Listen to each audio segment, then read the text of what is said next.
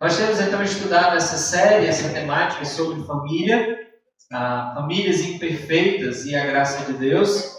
E eu não sei se você é bom de charada, mas eu trouxe aqui uma charada para você ver se você consegue decifrar o ditado popular, tá bom? Vamos lá, vamos ver quem acerta primeiro, quem souber pode falar.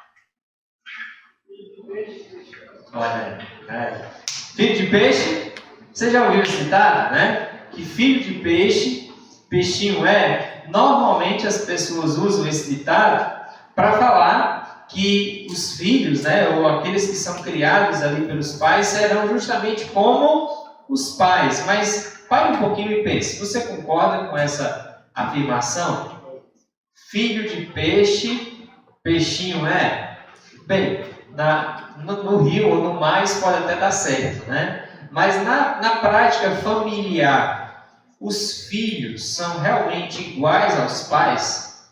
Os filhos realmente fazem tudo igual aos pais? Isso é muito interessante, porque embora eu acho que nós concordemos que os filhos não são em tudo a semelhança dos seus pais, nós concordamos, eu acho, que os pais exercem grande influência sobre a vida dos filhos. Eu tenho 3 filhos, e é interessante porque nós criamos os 3 filhos da mesma maneira, no mesmo espaço, no mesmo ambiente, mas eles são muito diferentes, cada um com habilidades diferentes, com perspectivas diferentes, com temperamentos diferentes, com pecados alguns diferentes, outros não tão diferentes, mas nós criamos e eles não são reflexo total dos pais, mas uma das coisas que a gente percebe, tanto pela prática, acho que você já deve ter percebido isso, é que os filhos, eles são muito e grandemente influenciados pelos pais, por aqueles que eles mais passam tempo e convivem. E diante disso, então, uma pergunta nos é pertinente nessa tarde.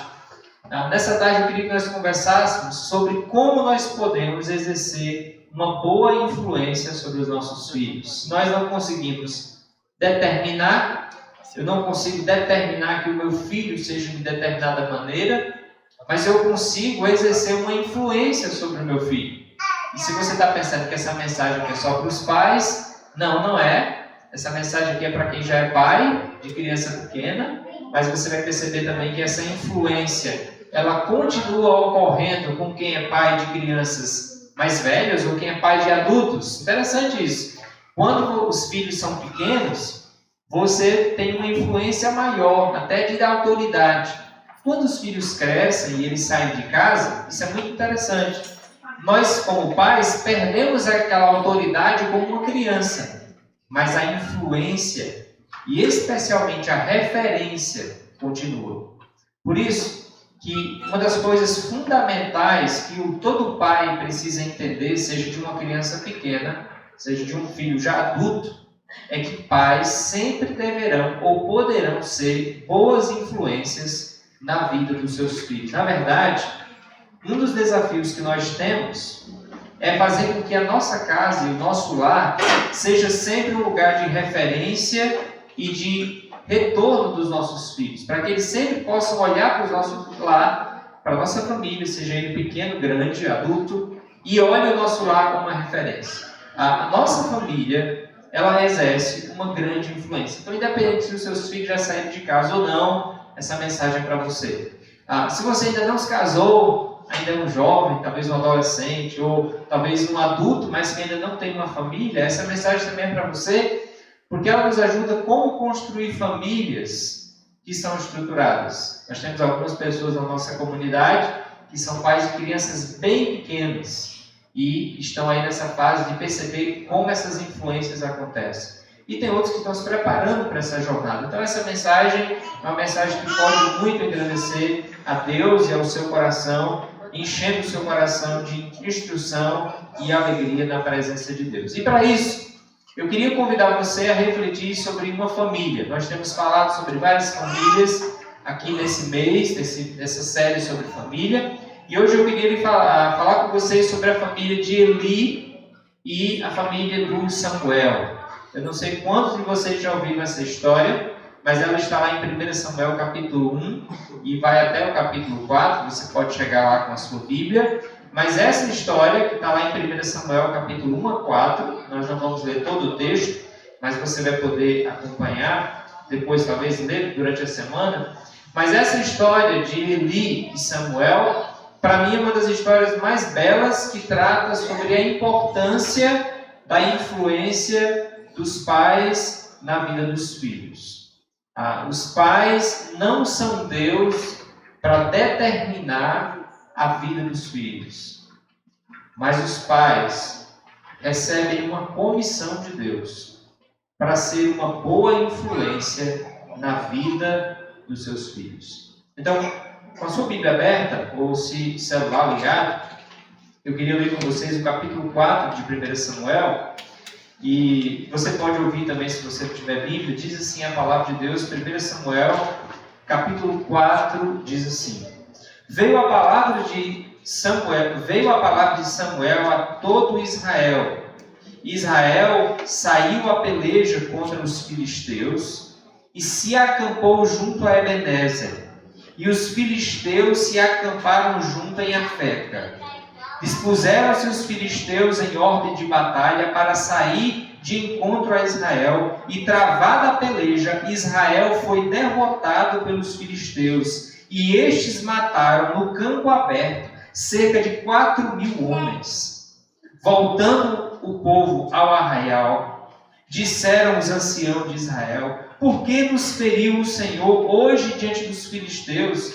Tragamos de Siló a arca da aliança do Senhor, para que venha no meio de nós e nos livre das mãos de nossos inimigos.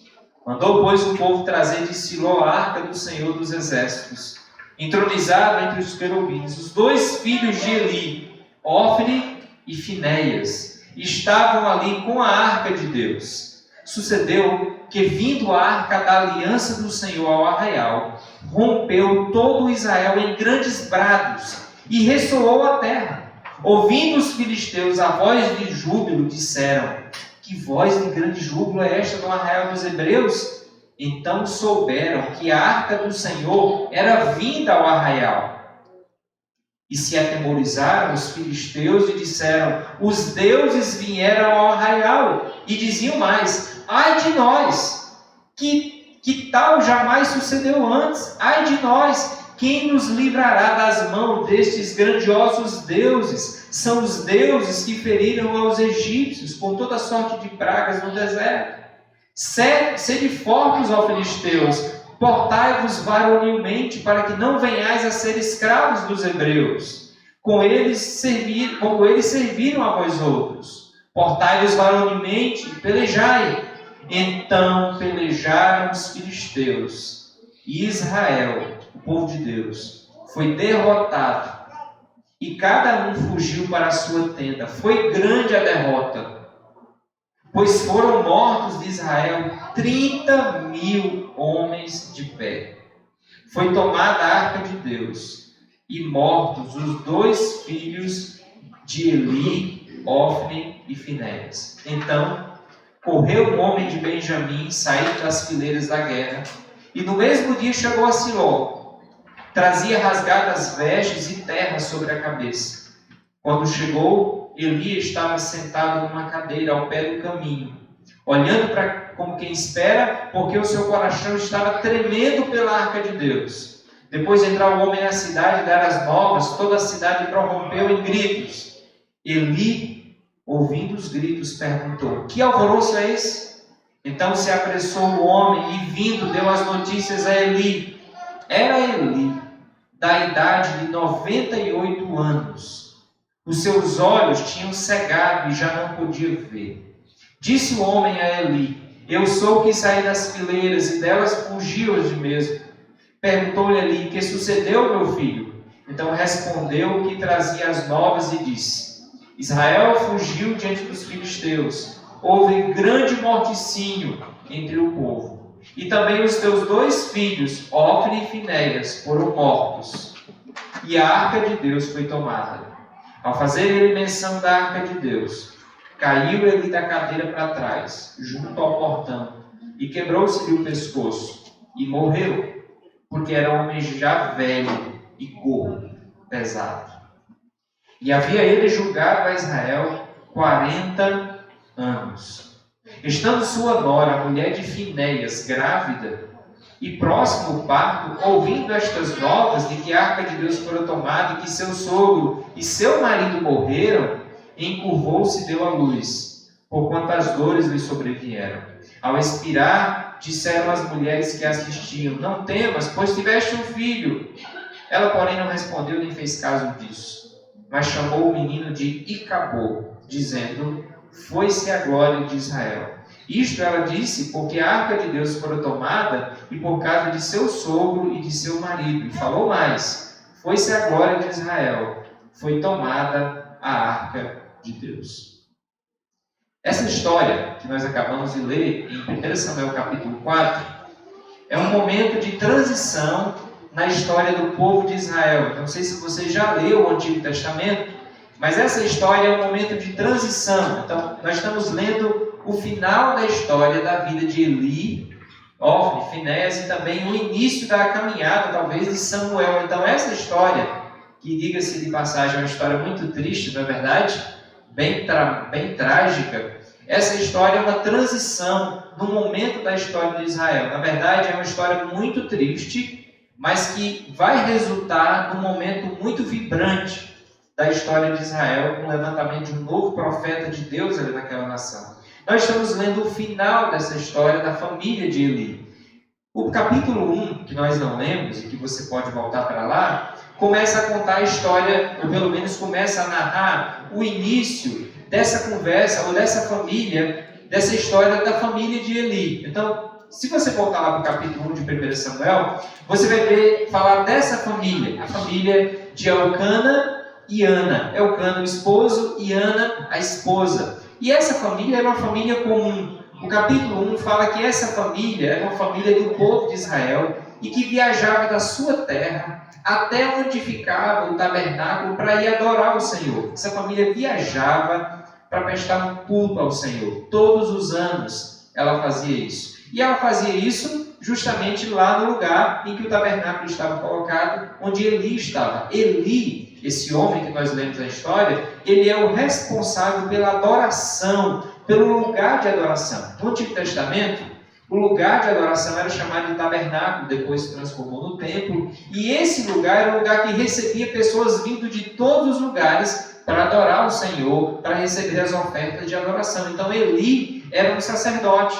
ele era o responsável pela adoração ao Senhor ali em Siló. A Bíblia diz aí que ele tinha filhos, Ofni e Finéias, pelo menos 2 filhos. E é assim que começa essa história. A Bíblia diz que Eli estava lá conduzindo o sacerdócio com seus filhos e todos os anos Ana, Elcana e a família viajavam para Siló. Bem, lá no capítulo 1, você pode acompanhar na sua Bíblia então aqui na tela, diz o seguinte: todos os anos Elcana subia de sua cidade até Siló para adorar o Senhor dos Exércitos e oferecer sacrifício a ele. Nesse tempo, os sacerdotes do Senhor eram quem?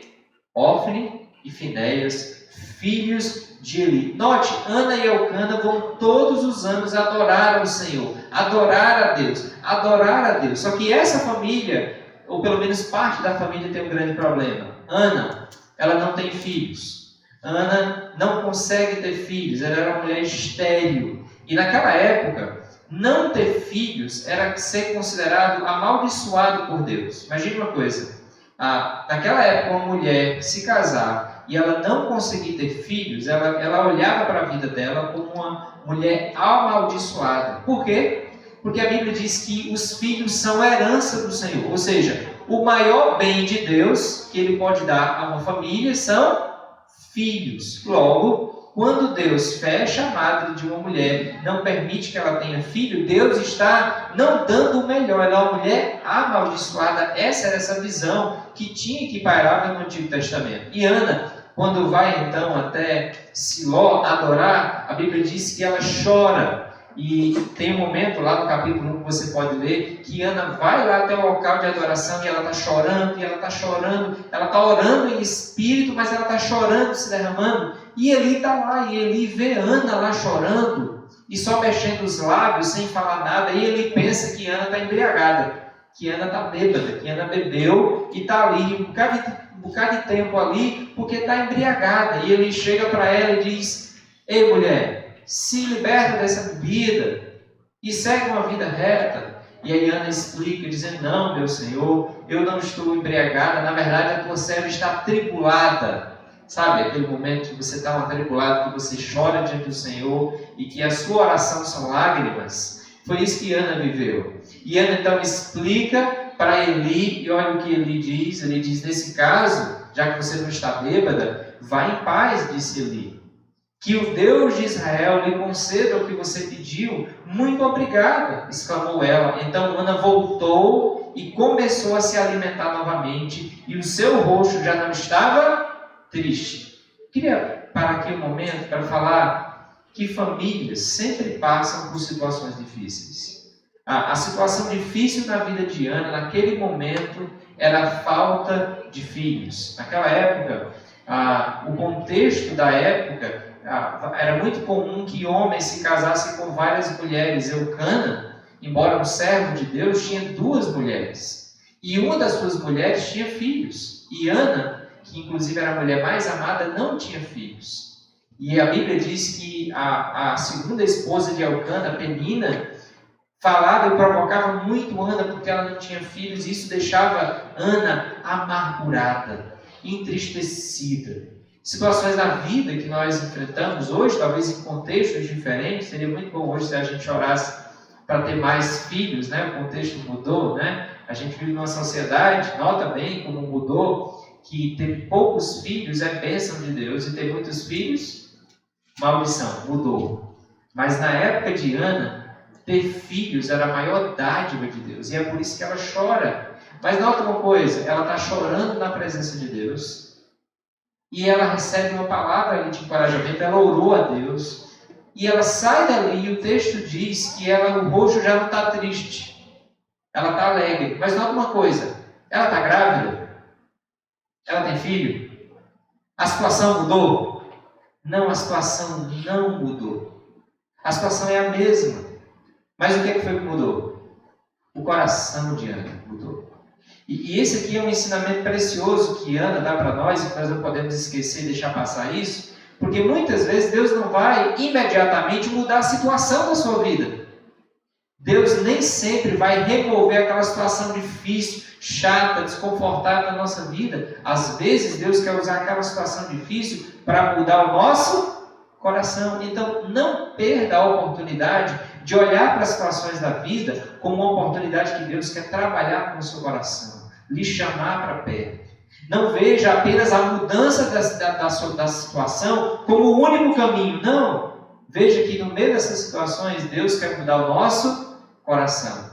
Muitas pessoas vivem sofrimentos longínquos e postergam a alegria, achando que quando conseguirem algo, o rosto vai mudar, a alegria vai chegar. Só que Ana nos ensina que a alegria está em Deus. E que mesmo sem ter aquilo que nós almejamos, ou esperamos, ou consideramos necessário, hoje nós podemos estar com o nosso coração alegre, porque Ana nos ensina a alegrar o nosso coração diante do Senhor. Ana chora diante do Senhor, e Deus alegra o coração de Ana. Ana nos ensina que nós devemos levar as nossas lágrimas e chorar na presença dEle, colocar diante dEle para que Ele alegre o nosso coração, mesmo que não mude a nossa situação. Ana não tem nenhuma promessa de que vai ter filhos, mas ela tem a certeza de que Deus está com ela, e a vida de oração de Ana alegra o coração. Bem, Elcana e Ana têm uma surpresa, porque de fato Ana e Elcana voltam e eles têm um filho, e esse filho é Samuel.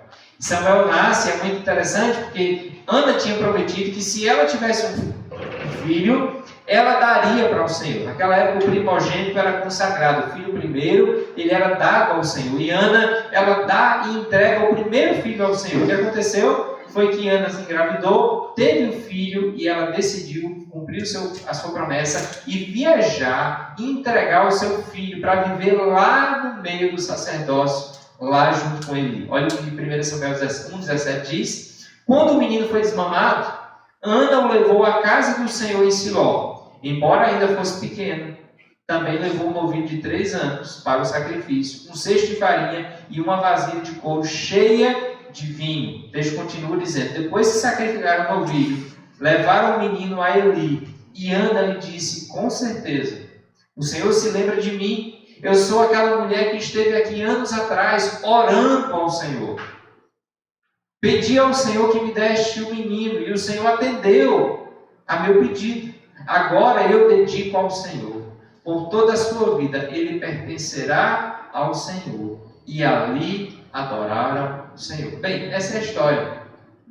A história de uma mulher, de uma família comum, que viaja para adorar o Senhor, que lá está uma família, e que essa família aqui, inclusive, não tem filhos, mas Deus graciosamente concede um filho. E o que é que Ana faz? Ana pega o seu único filho, que ela tanto esperou, que ela tanto desejou, e ela dá para viver lá com Eli, e ela fica por um tempo sem filhos. Depois de um bom tempo, Ana foi ter outros filhos, e teve outros filhos. Mas note uma coisa interessante.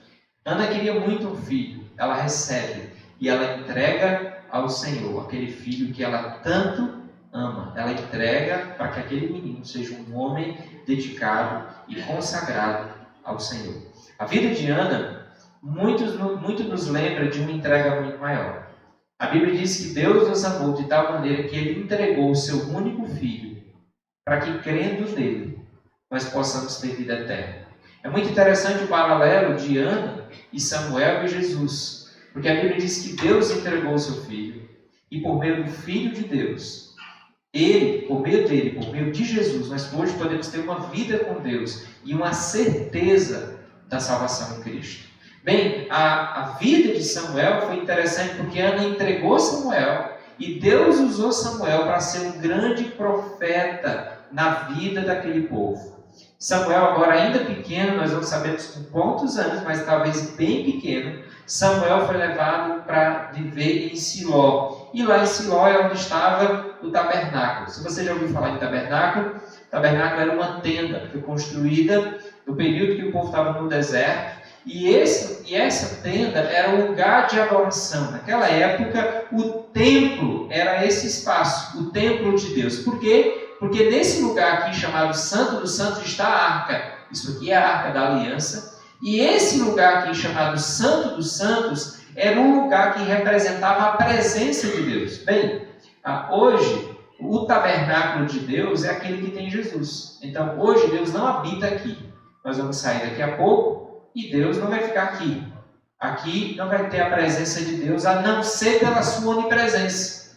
Entenda que Deus não mora aqui nesse prédio. Deus mora na vida daqueles que creem nele. Mas no Antigo Testamento não. No Antigo Testamento a habitação de Deus era aqui, nesse espaço. E é por isso que é o espaço chamado Santo dos Santos. Esse é o lugar de tabernáculo que as pessoas vinham e traziam então as suas ofertas, os seus carneiros, os seus animais, para serem sacrificados aqui. Esse era o lugar de adoração. Era nesse lugar que Eli ministrava, que ele dirigia a adoração e que os filhos de Eli também ministravam a adoração. Na época do Egito, o tabernáculo ficava no meio das pessoas, no meio das tribos. Quando eles entraram em Canaã, cada tribo foi para o seu território e o tabernáculo estava em Siló. Então agora eles tinham que viajar para vir até o tabernáculo e poder adorar a Deus. Então se você acha, embora aqui não é o tabernáculo, como eu já expliquei, mas se você reclama de pegar alguns minutos de trânsito para vir aqui reunido adorar, você não reclame mais, tá bom? Porque esse povo viajava dias a pé de jumento. Jumento naquela época era um transporte chique, né? Dias a pé para chegar nesse lugar e adorar o Senhor. Faziam caravanas para adorar a Deus. E lá nesse lugar, o meio de adoração era com animais. Então, o sacrifício de carneiros, de animais, eram dedicados ao Senhor. Isso aqui é muito importante porque você vai ver que Eli e os filhos trabalhavam fazendo isso. Pegando os animais e sacrificando para o Senhor. Era esse o trabalho deles. Depois do tabernáculo, Deus deu a oportunidade de construir o templo. Salomão construiu o templo com a mesma finalidade, adorar a Deus. Mas na época de Eli, você tem aí o povo vivendo nesse contexto do sacerdócio e da adoração. Eu queria então, diante da família de Eli, destacar nessa tarde 4 atitudes que nós destacamos da vida dessas 2 famílias para uma boa influência na relação pais e filhos. A gente percebe que essa família tem muito a nos ensinar como eu posso ter uma boa influência na vida dos filhos, seja de maneira negativa ou de maneira positiva. Você já conhece o final da história de Eli, que a gente leu no capítulo 4. Então, deixe-me dizer a primeira atitude que nós aprendemos, tirando da história de Eli, que nós precisamos ter para ter uma boa influência na vida dos filhos. A primeira delas é ser exemplo de fidelidade e amor a Deus. Sempre quando a gente vai falar da relação de pais e filhos, nós sempre queremos coisas que nós podemos fazer para criar filhos bem. E hoje em dia, quando a gente pensa em criação de filhos, educação de filhos, a gente pensa muito em prover coisas para que os nossos filhos tenham certas coisas que eles possam prover. Até mesmo pais piedosos buscam uma igreja que ensine Bíblia para os seus filhos, que tenha um currículo, que tenha uma dinâmica de ensino constante para que os filhos tenham todas as ferramentas para que ele possa crescer na graça do Senhor. Mas tem uma coisa muito interessante aqui, que nós aprendemos da família de Eli. A família de Eli vivia no meio da adoração. A família de Eli vivia responsável e era responsável por toda a adoração do tabernáculo. A família de Eli certamente era a família que mais conhecia das leis e do funcionamento da obra de Deus. Só que nota que uma coisa que a família de Eli teve muita dificuldade foi justamente com um exemplo de fidelidade e amor a Deus. Note bem o que a Bíblia diz sobre Eli, o que Deus diz sobre Eli no capítulo 2, versículo 29. Olha o que Deus diz. Então, por que você despreza meus sacrifícios e ofertas? Por que honra seus filhos mais que a mim? Pois você e eles engordaram com as melhores partes da oferta de meu povo, de Israel. Note bem que o que esse texto está dizendo é que Deus está repreendendo Eli porque ele ama os filhos mais do que a Deus. Note que na vida de Eli falta uma fidelidade suprema, um amor supremo a Deus. Deus vê isso, ele vê que Eli ama os filhos mais do que a ele. Por que Deus diz isso? Porque Eli, na prática, honra mais os filhos do que a Deus. Note uma coisa interessante nesse texto, se você tiver com a sua Bíblia aberta, porque Deus vai mostrar aqui que Eli é responsável pela casa. E Eli não toma as responsabilidades que ele deveria. Olha o versículo 30, desse mesmo capítulo 2, que diz assim: portanto, diz o Senhor dos Exércitos, Deus de Israel, na verdade, dissera eu que a tua casa e a casa de teu pai andariam diante de mim perpetuamente. Porém agora, diz o Senhor, longe de mim tal coisa, porque aos que me honram, honrarei. Porém os que me desprezam serão desmerecidos. Nota uma coisa, a Bíblia diz que Eli teve muita dificuldade de ser um exemplo de fidelidade a Deus. E por que isso? Porque ele amou os seus filhos mais do que a Deus. Porque, como é que a Bíblia chama algo, quando você adora algo mais do que a Deus, a Bíblia chama isso de idolatria. E note uma coisa, filhos, e não só trabalho, filhos, e não só a nossa rotina corrida, filhos, e não só o nosso conforto, pode ser o nosso ídolo.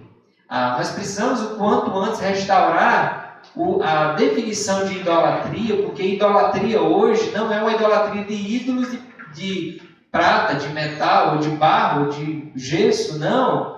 Ídolos hoje são ídolos, coisas boas que nos trazem conforto e que nos mantêm fixos, fiéis, fidedignos, acima da pessoa de Deus. Na vida de Eli, os ídolos eram os filhos. Ele amava os filhos mais do que o próprio Deus e por conta disso não os repreendia. Nota uma coisa interessante, porque parece que Deus está fazendo um bullying aqui com Eli, né?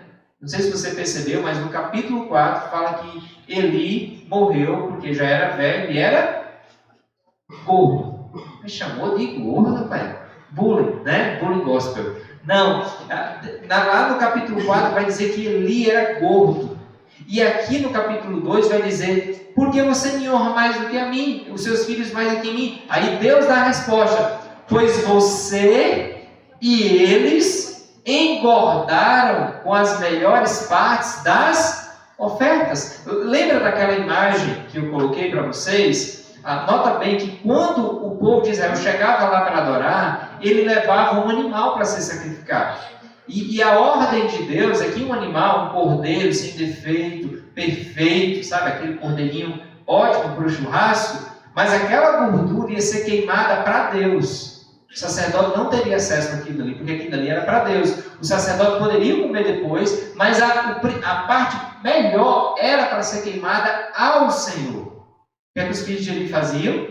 O texto aí na sequência vai dizer que os filhos de Eli diziam, não, a gente quer a carne, a primeira, a melhor. Eles metiam um garfo no caldeirão, que era queimado e cozinhado como oferta, e eles tomavam para si. E aí o texto está fazendo relação a isso, dizendo, vocês eram responsáveis por adorar o Senhor. O povo vem de longe e dá o melhor a mim. Lembra de Ana? Elcana? Eles vinham de longe e davam o melhor para Deus no sacrifício. Eli, Ofni e Finéias estão ali no sacerdócio e eles pegam o melhor para si. E Deus está dizendo, Eli, você é o responsável pela sua casa. Eli, você deveria dar o exemplo. Mas Eli tem duas dificuldades, pelo menos duas dificuldades mencionadas nesse texto. Eli não é um exemplo de fidelidade e amor a Deus, porque Eli, primeiro, ama os seus filhos mais do que a Deus. E Eli desfruta do conforto do sacrifício ali, e ele não quer perder aquele conforto que faz com que ele engorde, que o faz manter bem. Nota, queridos, ser exemplo de fidelidade e amor a Deus é a coisa mais importante que você, como pai, mãe, ou futuro pai, ou futura mãe, ou futuro esposo, futura esposa, já hoje. E essas coisas a gente não começa a trabalhar quando casa, essas coisas a gente não começa a trabalhar quando tem filho. Então, se você está aqui hoje, é um jovem, note uma coisa, ser exemplo de fidelidade e amor a Deus começa hoje. E Eli e os filhos, eles fraquejam, têm muita dificuldade nisso, porque eles não conseguem cuidar de si, especialmente Eli, não é um exemplo de fidelidade e amor a Deus. Deixe-me dizer uma coisa, se você quiser ser uma boa influência na vida dos seus filhos, a melhor coisa que você pode fazer é ser um exemplo de fidelidade e amor a Deus. Eu gosto muito de uma frase que eu ouvi recentemente, do Tiago Matos, pastor batista, que ele diz o seguinte, o mais importante não é o que nós deixamos para os filhos, mas é o que nós deixamos nos filhos. O que é que você tem deixado nos seus filhos? O que é que nós temos deixado como legado neles e não para eles? Porque note, coisas, posses, bens, essas coisas eles conseguem. A grande questão é o que nós deixamos neles, são a influência que nós deixamos neles. E note uma coisa, a maneira como ele vive, daqui a pouco a gente vai chegar lá, talvez impeça, inclusive, de exortar os filhos, porque Eli não é um exemplo de fidelidade, e quem não é um exemplo de fidelidade pode encorajar os filhos à fidelidade? Sabe, aquele pai que mente e vê o menino mentindo para ele, meu filho, você está mentindo para mim, o menino que não tem restrição, diz, papai, o senhor também mente. Fidelidade é um exemplo que não é expresso em palavras, é pela vida. Alguns anos atrás, a editora Batista Regoar publicou esse livro, Guarde-os do Mal. Como preparar os filhos para viver neste mundo secular e sem Deus. E esse é um livretinho que eu recomendo você ler, mas é um dos melhores livros para tratar do ponto central da criação de filhos. Ele diz o seguinte, as crianças sabem o que amamos. Elas veem quando os nossos olhos brilham, quando falamos sobre o que nos dá prazer. Elas veem como antecipamos as coisas que realmente amamos. Elas veem como nos lembramos das coisas que amamos. Elas veem como conectamos essas coisas com Deus, se é que as conectamos. Elas veem como são as nossas atitudes com relação às coisas de Deus. Note um verbo que aparece aí a maioria das vezes, que se repete, qual é o verbo? Ver. Porque o ponto central do ensino de uma criança não é o ouvir, é o ver. E é por isso que Deuteronômio capítulo 6 não vai falar para você falar apenas, vai falar primeiro para você ser. Ame, amarás, pois, o Senhor teu Deus de todo o teu coração. Você pode morrer falando isso para o seu filho. Se você não for um exemplo disso na prática, nessas questões, na maneira como vivemos, eles não verão em nós um exemplo, talvez, de fidelidade a Deus. Na verdade, eles pegarão o que tem muito aí. O que é que tem muito aí? Uma religiosidade que nos leva para o domingo, mas que não muda nada de segunda a sábado. E alguns dizem assim, eu criei meus filhos na igreja, esse foi o problema. Criou no domingo, mas não criou de segunda a sábado. Esse foi o problema. Criou ouvindo, mas não criou nutrindo uma vida de relacionamento. Nós temos um trabalho aqui na nossa igreja na região, que o nome dele é BEC, Escola Bíblica Evangelizadora de Crianças. Um trabalho muito forte, inclusive eu fui alcançado também por meio desse trabalho. Mas esse trabalho tem muita queda, não tem muito alcance, não tem muita continuidade. Sabe por quê? Porque embora esses trabalhos eles tenham muito valor, nada pesa mais do que a influência de casa. A gente ensina, a gente fala a palavra de Deus, a gente dá bom conteúdo. Os meninos que estudaram BEC, meus colegas, sabem muito de Bíblia. Mas a vida com Deus não é aprender sobre um livro. A vida com Deus é conhecer uma pessoa. Você não estuda uma pessoa. Você se relaciona com uma pessoa. E se os nossos filhos não nos verem nos relacionando com Jesus e ver que Ele é uma pessoa e não um conceito. Jesus não é um conceito a ser estudado. Jesus é uma pessoa para você se relacionar com Ele. E aqui note uma coisa, embora existe muita falsa experiência aí fora, mas a vida com Jesus é uma experiência, pautada na Bíblia. Mais uma experiência. Ana teve experiência com Deus, ela chorava na presença de Deus. A vida com Jesus e a vida com os nossos filhos tem que ser uma experiência. E os nossos filhos têm que conhecer um pai e uma mãe que se relacionam com um Deus que existe e não com um conceito.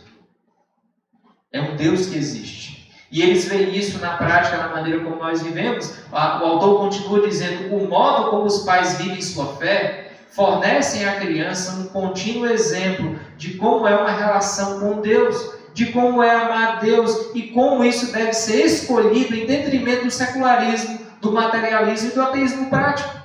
Nota uma coisa aqui muito importante, a maneira como nós vivemos diz para os nossos filhos como é uma relação com Deus.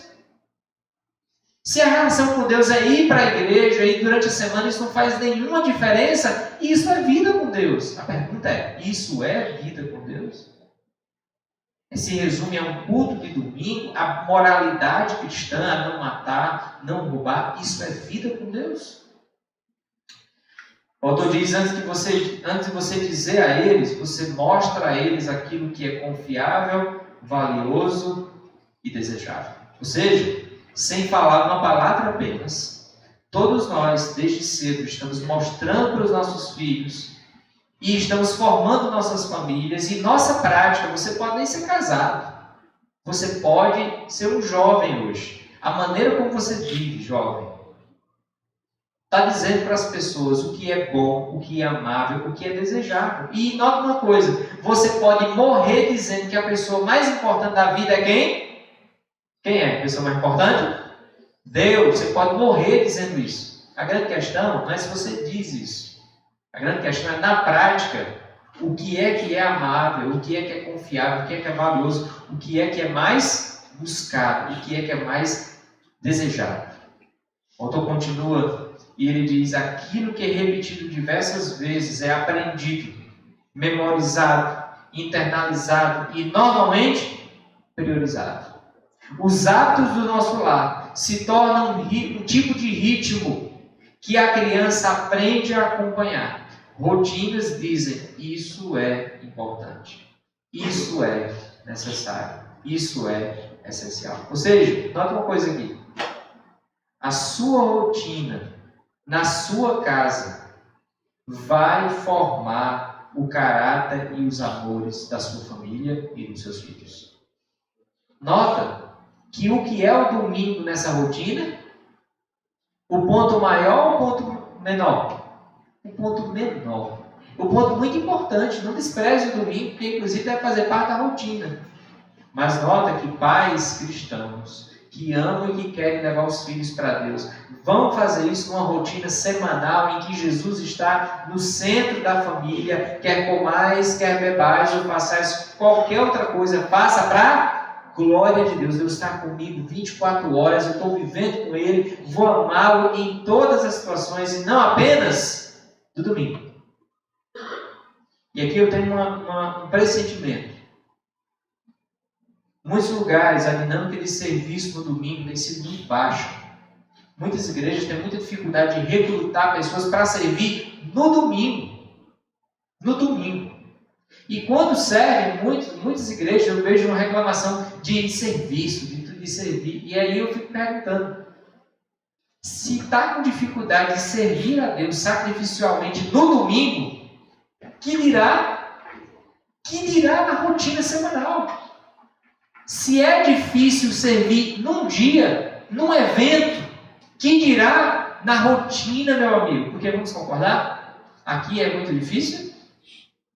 Não, gente, aqui é a parte melhor da vida cristã. Aqui, oh Deus, se a gente pudesse passar a semana toda aqui dentro, diga aí, cantando, adorando a Deus, refletindo sobre o céu. Gente, aqui a gente está quase no céu. Aqui é uma breve experiência do que vai ser na glória. Claro, lá vai ter pregador bem melhor, e vai ter adoração bem melhor, e o ambiente vai ser bem melhor. Mas nota que aqui é uma pequena demonstração de uma reunião eterna que vai acontecer. Mas aqui não é a guerra é daquela porta para frente. Então nota que esse servir aqui dentro é uma expressão muito importante, mas o maior desafio é lá. E essa é um dos grandes desafios da nossa geração. Paulo diz que se quisermos que os nossos filhos creiam que a coisa mais importante da vida é uma relação conciliada com Deus, então precisamos pensar sobre o nosso levantar, o nosso sair, o nosso entrar e o nosso deitar. Você entende isso? Se você quiser que os seus filhos amem a Deus, pare de se preocupar com conhecimento apenas. E comece a pensar na sua vida.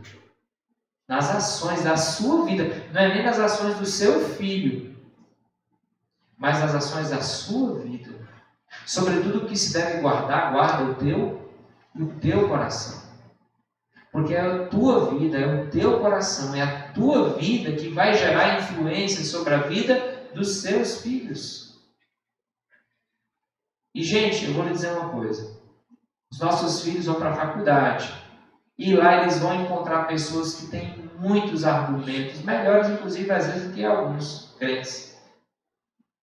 Mas se os nossos filhos tiverem experiência com Deus, de vida de oração, de vida pessoal, de experiência com Deus, gente, pessoas rebatem argumentos, mas pessoas não rebatem pessoas. Quando eu amo uma pessoa, eu não duvido dessa pessoa. E isso me leva a uma tese.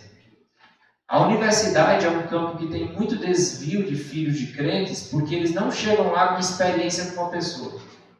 Eles chegam lá com algumas noções de conhecimento teológico sobre Deus.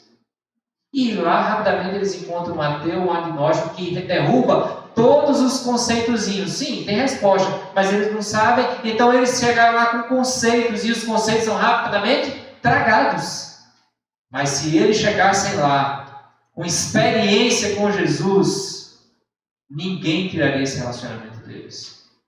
Porque Jesus não é um conceito, Jesus é uma pessoa que nós amamos e vivemos. E aqui, pais, aqui é o conselho.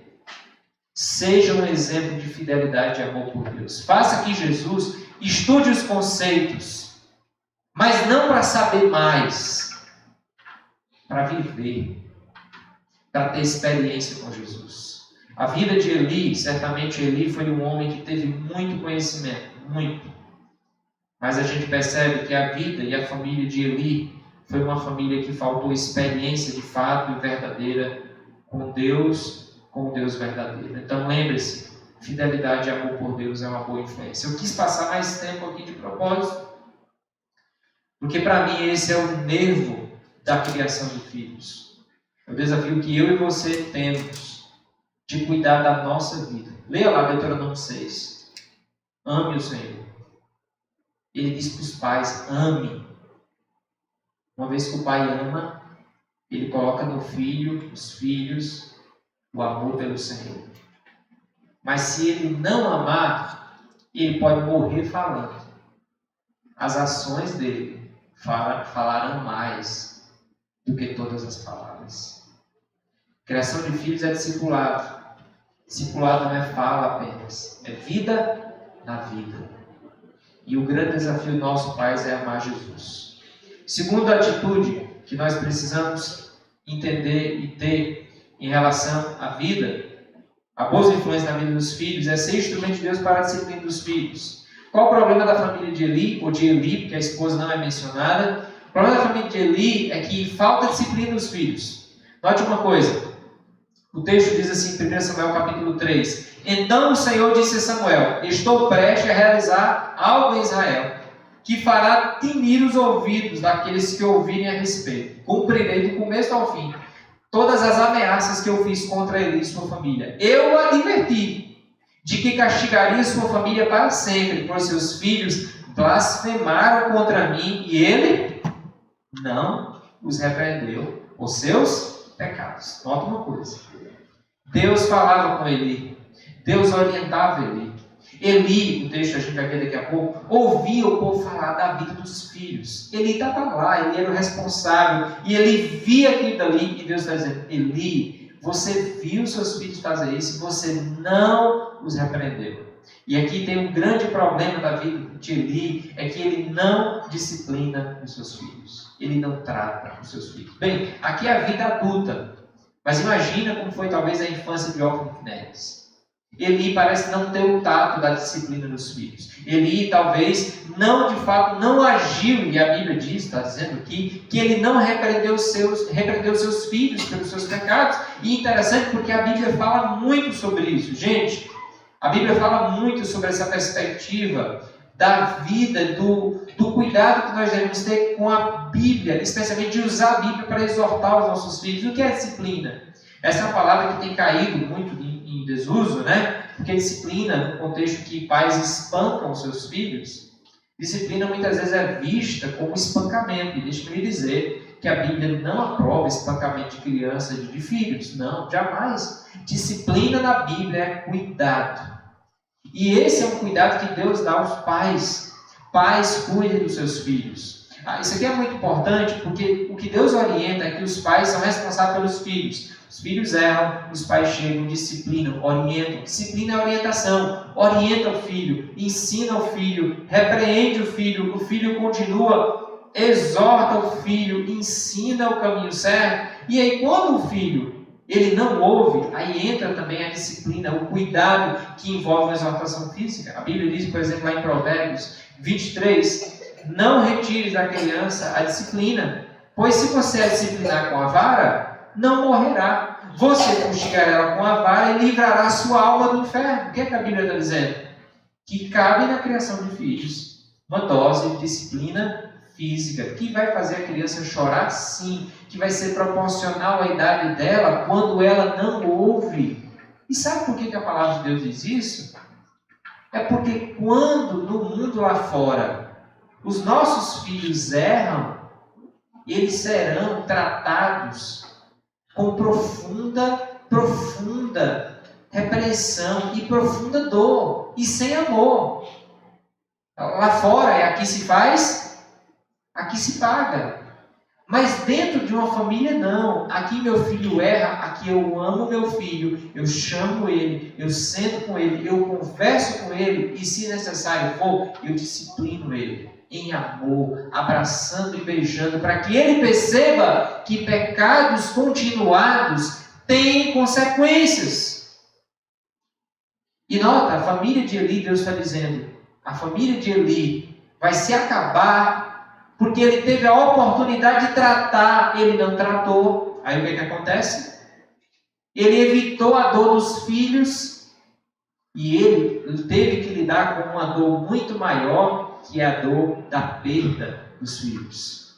Olha, muito cuidado com o equilíbrio. A Bíblia é totalmente contra o espancamento, mas a Bíblia não é contra a disciplina física. Então, muito cuidado com o que você ouve lá fora, porque na Bíblia a disciplina física é um cuidado. E deve acontecer quando a criança ainda é bem pequena, para que ela entenda que o pai é a referência, a mãe é a referência de respeito na vida deles. Então não brinque, não dê risada quando o seu filho colocar o dedo na tomada e olhar para você assim, ei papai, vou botar. Não dê risada nessas coisas, isso é uma afronta à sua liderança. Ensine, filho, não. E siga os passos, confie na palavra de Deus, e Deus vai honrar a sua criação de filhos, porque Ele tem compromisso com isso. Filhos que são cuidados, disciplinados, são filhos que crescem amando os pais e aprendendo e tendo Deus como a referência. Sabe a pior coisa, pai, que você pode fazer na vida do seu filho é não ser uma autoridade na vida dele. Porque se o seu filho não tiver você como autoridade, ele vai ter muita dificuldade de ter Deus como autoridade na vida dele. Deus colocou os pais para serem autoridade na vida dos filhos, porque Deus é autoridade na vida dos pais, e os filhos têm que olhar para nós como pessoas que estão debaixo de uma autoridade maior. E essa autoridade vai fazer uma grande diferença. Qual o problema da família de Eli? Ele não estava debaixo da autoridade suprema de Deus, ele não amava a Deus como deveria, estava priorizando os filhos, e os filhos nem submetem a Eli, e nem se submetem a quem? A Deus. Você quer que os seus filhos se submetam a Deus? Faça com que seus filhos se submetam a você, em amor, em ensino, em instrução e disciplina. Teve uma época na fase dos nossos filhos, especialmente do nosso mais velho, que nós amamos muito, hoje para nós é uma grande bênção, apesar de ser um pecador igual ao pai, que deu muito trabalho. A gente ensinava e não ouvia, a gente ensinava e não ouvia. E isso traz uma vergonha para os pais, né? Quem já viveu alguma coisa assim vai saber, né? E a gente teve que crer nessa palavra. A gente não tem o que fazer, a gente não controla. E a gente está até tratando, cuidando, disciplinando, mas não está resolvendo. Não está resolvendo. E vamos fazer o quê? E aí eu lembro de um dia orando com a Eliette, e a gente diz, nós vamos continuar confiando em Deus e fazendo o que Deus manda. O que é que Deus manda a gente fazer? Ensinar, acompanhar, amar e corrigir. Vamos continuar fazendo isso. E a gente continuou, mesmo sem resultados. Com o tempo, Deus honrou a sua própria palavra e derramou graça sobre a nossa vida. E o nosso filho mais velho foi aprendendo, a galera foi aprendendo e ouvindo. E está nesse processo ainda. Confie no que a palavra de Deus diz. Cuidado com o que você escuta lá fora. Sabe, gente? Nós guiamos as nossas vidas muito pelo que as pessoas dizem lá fora e não pelo que a palavra de Deus diz aqui dentro. Então, você quer um conselho? Cuide para que a sua vida, a vida do seu filho, do seu relacionamento familiar, seja um relacionamento baseado em disciplina. Terceiro, seja um líder firme, um líder espiritual firme. Aqui parece a mesma coisa do outro ponto, mas não é. Note esse texto aqui, no capítulo 2. Olha o que diz. Eli já estava muito idoso, mas sabia o que os seus filhos faziam ao povo de Israel. E que eles seduziam as moças, as virgens, que serviam junto à entrada da tenda do encontro. Por isso, disse, ouvi de todo o povo o mal que vocês praticam. Por que continuam a agir assim? Nota uma coisa, interessante isso. Aqui aponta outro pecado da família, daqueles filhos. Eles tinham relação sexual com pessoas lá do tabernáculo, estavam na frente do tabernáculo. Esses filhos de Eli eram altamente abomináveis e eram eles que eram responsáveis pela adoração naquela época. E o texto diz que Eli chega para eles e diz, meus filhos, Eu escuto o que as pessoas dizem sobre vocês, e isso não é bom, meu filho, o que eu escuto sobre vocês. Como é que vocês podem fazer uma coisa dessa? O versículo 24 diz: não, filhos meus, porque não é boa a fama que ouço, pois estão fazendo transgredir o povo do Senhor. Aí o versículo seguinte diz: entretanto, não ouviram a voz de seu pai. Parece que Eli está tendo uma conversa tão amigável, né? Ô, meus filhos, o que é isso que eu estou escutando de vocês? Ele já sabia.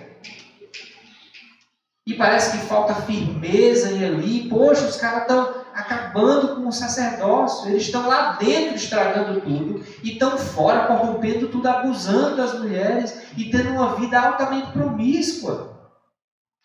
Eli era responsável pela adoração a Deus, não cuidava da sua casa e nem da adoração a Deus, nem de nada. E ele chega para os filhos: oh, meus filhos, o que é isso? E é interessante porque se você lembra daquele outro texto diz que Deus diz: Eli, eu vou trazer juízo sobre a sua família porque você não repreendeu os seus filhos. Mas parece que ele não está repreendendo? Bem, Deus não considerou isso repreensão. Deus acha e considera que faltou em Eli a firmeza necessária para tratar com os filhos. Tem situações que nós precisamos ser firmes, amorosos, mas firmes. E está aqui uma coisa que eu acho que nós precisamos aprender a conciliar. Eu diria que nós pais precisamos não deixar dúvidas em duas áreas para os nossos filhos. Primeiro, do amor. Não tenha dúvida, não deixe para os seus filhos nenhuma dúvida que você os ama. Diga inclusive isso para eles e mostre isso para eles, como você os ama, como você tem amor por eles. Diga: eu amo você, meu filho. Os mais velhos têm muita dificuldade de dizer isso, né? Quebre o tabu, diga: eu te amo, meu filho. Se você nunca disse, ainda dá tempo, viu? Se estiver vivo, ainda dá tempo. Diga o quanto você ama. Não deixe o seu filho ter dúvida do seu amor, mas também não deixe o seu filho ter dúvida do respeito que ele tem que ter. Amor e respeito. Sabe, gente? Eu vejo a geração atual querendo muito que os filhos amem, mas não impõem respeito. E aí você vê crianças pequenas batendo na cara do pai, desobedecendo o pai, pequenininhos mesmo. E os pais tendem a ver isso como uma fase. Eu lembro de uma criança de 5 anos, a gente aconselhando uma criança de 5 anos, que a mãe tinha grande dificuldade de mantê-la no culto, de mantê-la sentada, de ter tempo. Ela disse: não, pastor, é porque ela é pequena, ela só tem 5 anos. Quando ela crescer, a gente vai aplicar a disciplina, ela vai entender, porque ela ainda é muito pequena, né? Eu disse: irmã, na verdade já passou do tempo, porque é comprovado que a disciplina que você exerce sobre a criança até 5 anos de idade, ela nem lembra. Porque até 5 anos de idade, essas memórias de disciplina elas não ficarão na memória da criança. Disciplina feita de maneira correta. E essa pessoa estava achando que era depois que iria acontecer, e que iria acontecer naturalmente. A Bíblia diz que a estultícia, a maldade está ligada ao coração da criança. E a disciplina, a liderança firme, mas amorosa, que vai ajudar aquela família a caminhar bem. E aqui eu vejo essas duas dificuldades. Famílias que o amor pelos filhos não é demonstrado. É tudo na base da lei. E aí tem uma frase do certo autor que ele diz que regras sem relacionamento gera rebeldia. A gente quer estabelecer um conjunto de regras para os filhos obedecerem, mas esse conjunto de regras, embora sejam bons, ele gera rebeldia, porque falta o quê? Amor, relacionamento, vida na vida. Vida na vida. E é por isso que na fase da adolescência, pais, alerta aqui, é por isso que na fase da adolescência, quem são os maiores influenciadores da vida dos nossos filhos? São os amigos da escola. Porque é lá que eles se sentem o quê? Mais amados. É lá que ele vai abrir o espaço para abrir o coração. Porque lá tem amigos que ele consegue confiar. Esse é o desafio. Então pare e pense. O seu lar é um lar que o seu filho tem liberdade para chegar e dizer: pai, cara, lá na escola eu tive um papo com os amigos, nesse negócio de relação de menino com menino, e o negócio pesou aqui, pai. O seu lar é um lar aberto para esse tipo de conversa? Pai, essa semana, não tem o celular que o senhor não deixou ter, mas essa semana lá na escola eu vi um negócio no celular e eu preciso das explicações sobre aquilo dali, porque eu nunca vi, pai. Eu achei que o negócio Você está entendendo isso? A maioria dos pais tem muita dificuldade de criar um ambiente aberto. Até a igreja tem dificuldade com isso, minha gente. Você conhece alguém dentro do contexto da igreja que está lidando com a dificuldade do homossexualismo e do lesbianismo? Nós não conhecemos, é porque não existe. É preciso, pai, falando de pai, a igreja não deixa para tratar depois. Mas é preciso refletir se o seu ambiente familiar vai ser um ambiente que está aberto e tem um amor tão intenso que o seu filho vai conseguir chegar para você e abrir os problemas e os dilemas que ele está vendo na escola. E acredite, ele está vendo. Ele está vendo. Você pode ter certeza. Então, note uma coisa. No mundo que vivemos, se o pai e a mãe não criarem um ambiente de relacionamento intenso com os filhos, para que esses filhos se sintam amados e ao ponto de confiar nos pais para compartilhar as lutas da vida e as situações feias que eles vão ver no mundo, entendendo que a gente não vai repulsar nisso, mas que a gente vai ouvir e tratar e acompanhar biblicamente, se eles não se sentirem como o lugar mais amado, eles vão ter muita dificuldade. Mas nota que não é só amor, também é respeito. Respeito à autoridade. E esse respeito à autoridade começa desde cedo. Eu fico pensando, por que ali os filhos não ouviram? Por que ele teve dificuldade? Aí eu fico pensando, será que ele perdeu o tempo? Será que era para ele ter feito lá atrás? Mas agora já cresceu, já estão tomando conta de tudo, agora não tem mais jeito. Já viu situações assim? Que o pai nunca tratou os filhos, aí quando chega na maioridade, o filho faz o que quer com o pai? Começa de cedo. Será que Eli nunca quis abrir mão dos privilégios? Comia carninha gorda, brigar com aquilo ali ia gerar mal-estar, e a gente não gosta de sofrer, então a gente deixa para lá. E Eli não quis abrir mão do conforto momentâneo, perdeu a alegria da permanência. Interessante porque, nota, embora Eli falou com os filhos, para Deus é como se ele não tivesse falado. Que Eli deveria ser firme, amoroso, mas firme. Deus vai dizer o contrário. Você honra os filhos mais do que a mim. E Deus vai dizer para ele, você não se repreendeu. Então, nota, Eli até fala com os filhos. Mas para Deus, Deus vai dizer, você honra os filhos mais do que a mim e você não se repreendeu. Meus queridos, precisamos colocar nos nossos filhos a boa influência de uma disciplina amorosa, mas respeitosa. Amor e respeito no ambiente de família. E por fim, esse eu queria deixar como um grande, talvez o maior encorajamento, ser uma família que prioriza a intimidade com Deus. Sabe uma das coisas interessantes? É que no meio de tudo isso, a situação era bonita ou era feia? Feia, não é verdade? Quem é que foi deixado lá quando era criança? Tu deixaria um filho teu num ambiente desse? Para um homem, Deus é mais, né? Para um homem como Eli cuidar, para viver com os irmãos Ofni e Finéias, os homens de Deus, tu deixaria Samuel naquele ambiente ali? Entendeu? Só Ana mesmo, né? Talvez Ana nem sabia dessa situação, ela morava longe, mas Ana confiava no Senhor. Interessante porque algo marca a vida de Samuel e eu tenho convicção disso. Primeiro que Elcana e Ana, embora era uma família imperfeita, mas Elcana e Ana priorizavam a vida com Deus. Lembre-se, Ana era uma mulher de oração. Ana era uma mulher de oração. E ela estava lá todo ano em Siló, e disse que ela costurava uma roupa bem bonita para Samuel servir lá no tabernáculo. E ela levava para Samuel, e eu imagino que Ana nutria um grande exemplo da vida dele, da vida dela. Samuel nutria um exemplo da vida de Ana. A Bíblia vai dizer que depois Eli ora por Ana, para que ela tenha mais filhos. Então eu imagino Eli dizendo, ei Samuel, cara, tu é filho de Ana. Deixa eu contar uma história sobre a vida da tua mãe. Rapaz, a tua mãe um dia estava ali, ó, naquele lugar ali. Estava bem ali, ó, você está aí. Chorando diante da presença de Deus. Eu pensei que ela estava embriagada, Samuel. Mas ela estava orando. Pensa na mulher crente, Samuel. Pensa na mulher que amava Deus. Pensa na serva de Deus. E eu nem imaginava, talvez, que ela ia ter filho. Pois ela não teve você e ela te trouxe. Cara, a mulher de Deus, que tinha intimidade com Deus.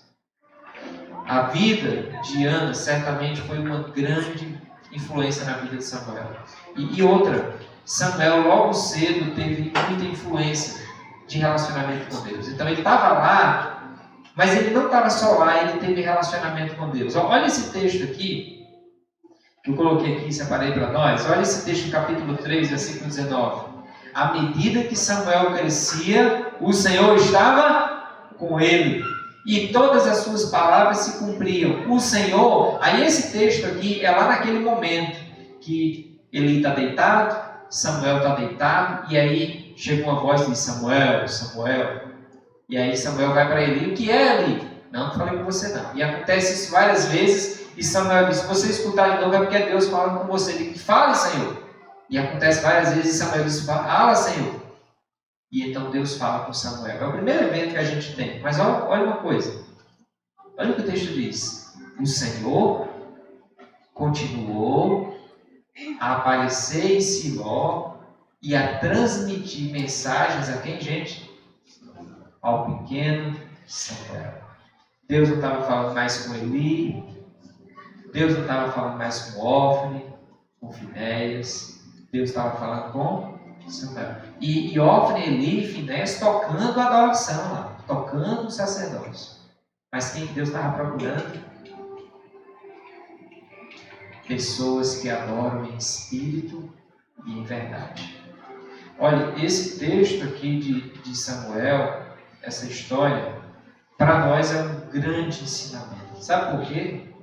Porque Deus está procurando pessoas que adoram em integridade. O domingo é importante? Sim, o domingo é importante, mas sabe, o domingo não é tudo. Na verdade, o domingo deveria ser apenas uma expressão mínima de tudo aquilo que flui do nosso interior. Me espanta o texto que diz que Ofni e Finéias não escutaram o seu pai, porque Deus queria matar Ofni e Finéias, como fez. O texto diz: Deus queria matar Ofni e Finéias. Não, alguma coisa. A adoração estava tocando, estava tudo acontecendo, mas Deus queria matar. Deus não avalia como homem. Deus não avalia o culto pela ótica humana, pela performance, pelo bom desenvolvimento. Deus avalia o culto pelo coração, pela atitude do coração. E é do coração que flui o culto, mesmo que não seja com tanta performance. A performance em si não é o problema. O grande problema é se for só performance. O sacerdócio estava acontecendo, mas Deus estava abominando e querendo matar. Você lembra de várias situações no Novo Testamento que Deus quer fechar o prédio, fechar o templo? Ele diz isso lá em Malaquias: era melhor que vocês fechassem as portas, porque eu não tenho prazer nenhum em vocês. Por quê? Porque Deus não prioriza, Ele não vê essas questões. Ele vê, gente, Ele vê a integridade do nosso coração, nosso compromisso com a palavra dEle, nossa busca por Ele de segunda a sábado. Que o domingo deve ser um reflexo, mas se o domingo não for reflexo do seu segunda a sábado, a visão de Deus, eu imagino, sobre nós deve ser a mesma. Talvez não de querer matar, porque se Ele quisesse já tinha matado. Mas eu imagino que é a mesma coisa. Se o nosso o domingo não for um reflexo do segunda a sábado, Deus deve olhar assim e dizer: não tenho prazer em vós. Porque o prazer de Deus não é num evento, é na caminhada. Jesus não morreu para a gente prestar serviço no domingo. Jesus morreu para viver conosco. Não é isso que vai ser o céu? O céu vai ser um lugar para a gente desfrutar e viver na presença dEle. Gosto muito do texto que vai dizer que o que agrada a Deus, né, o que impulsiona de fato, o que impulsiona de fato a Deus é um coração contrito, compungido, entrega a Deus. Ele não despreza isso, coração. E nota, tudo tem a ver com intimidade com Deus, com vida de oração, com vida de piedade, com a sua busca de Deus. Então, note uma coisa: nós podemos fazer muitas coisas, mas o que nós não podemos deixar de fazer é ter vida com Deus, intimidade com Deus verdadeiro, com Deus que nos conhece, com Deus que morreu naquela cruz para nos salvar dos nossos pecados. Muito cuidado Porque Deus não nos avalia pelo conhecimento bíblico que nós temos. Você percebe isso em vários momentos. Deus vai para um lugar e ele elogia uma viúva simples, que está dando 2 moedinhas. Jesus chega e ele não chama os que mais conhecia, fariseus, religiosos. Ele chama 12 discípulos, muitos ignorantes inclusive. E começa a ensinar do básico. Deus não vê pela perspectiva da performance. Deus quer um povo quebrantado, que vive na presença dele em fidelidade e retidão. Então deixa eu dizer uma coisa. O que Deus quer para você é o que Deus quer para a sua família. E é a sua vida de intimidade com Deus o maior presente que você pode dar para os seus filhos, para a sua esposa. Então saia daqui hoje desafiado a chegar em casa e viver Jesus. Amar Jesus. O culto não vai acontecer no próximo domingo. O culto continua. Aqui é só o culto público, mas o seu culto nunca acaba, meu querido, porque o véu se rasgou. Agora não tem mais Eli. Todos nós somos Eli no sentido de sacerdote. Todos nós somos sacerdotes. O seu culto continua e é você que oferece o culto e é você o sacrifício. Então ofereça um culto constante e seja um sacrifício constante na presença de Deus. Lembre-se de uma coisa, Deus está preocupado com um povo que o adora em espírito e em verdade. Para refletir e praticar, uma boa relação familiar parte de uma boa relação com Jesus. Se você quer ter uma boa relação na sua família, você precisa de uma boa relação com Jesus. É Jesus a solução para a nossa vida com Deus e para a nossa vida com as nossas famílias, com a nossa família. É Jesus o centro, é tudo sobre Ele. É Jesus que nos ensina sobre amor, sobre perdão, sobre reconciliação. É Jesus. Está difícil estar na sua casa? Mais Jesus. Mais Jesus, porque é Jesus que é a solução. Isso aqui não é mistificar, é a realidade. Quanto mais eu caminho com Jesus, mais eu consigo caminhar com as pessoas. Quanto mais de Jesus, mais das pessoas. Quanto mais eu reflito Jesus, mais eu influencio os meus filhos a viver Jesus, a amar Jesus. Segunda coisa, Deus se importa mais com a rotina do que com os eventos. Como está o seu segunda a sábado. Lembre disso. Isso é muito importante. A rotina é mais importante que os eventos. Esse momento é muito precioso. Não despreze esse momento.